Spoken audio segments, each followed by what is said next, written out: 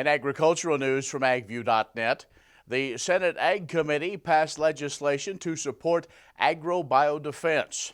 Committee Chairman Pat Roberts of Kansas says the legislation means they're one step closer to securing a more robust defense of the nation's agriculture and food supply. The National Bio and Agro-Defense Facility Act of 2019 authorizes the Ag Secretary to use the facility as a national security laboratory, protecting agriculture and food.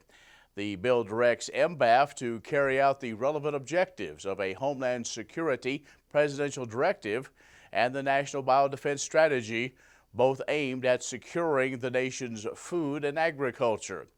The $1.25 billion facility in Manhattan expected to be operational by 2022-23. The bill also outlines the national security mission of the facility and the duties of the agencies responsible for implementing that mission. Senator Cory Booker has introduced legislation to phase out concentrated animal feeding operations known as CAFOs. We know them as feedlots. The New Jersey Democrat says the Farm Safety Reform Act of 2019 will place an immediate moratorium on new and expanding large CAFOs and phase them out altogether by 2040, the largest ones that are defined by EPA, that is. The legislation would also restore mandatory country of origin labeling requirements for beef and pork, as well as expand over to dairy products. Additionally, it would prohibit USDA from labeling foreign imported meat as product of the USA.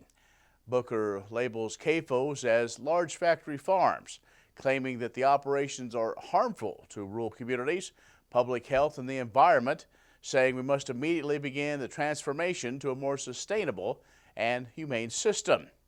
Now, Politico notes Booker is a vegan, and he says he's not interested, though, in telling Americans what to eat, but proposing sweeping reforms to the U.S. food system, well, that's routine for the senator. And a quarterly report from the Farm Credit Administration suggests commodity prices will mostly remain low next year. This report cites large global supplies of crops in storage, saying that it will limit an attractive price opportunity for U.S. farmers.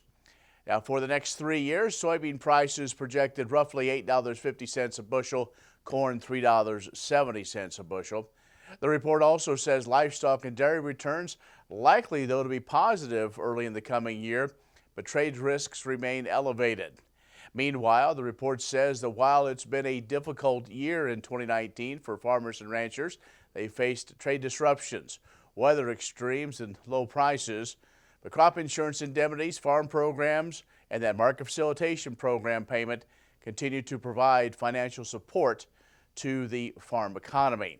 The report also says farm financial conditions may become more challenging next year without some stronger markets or more aid payments. That's Ag News.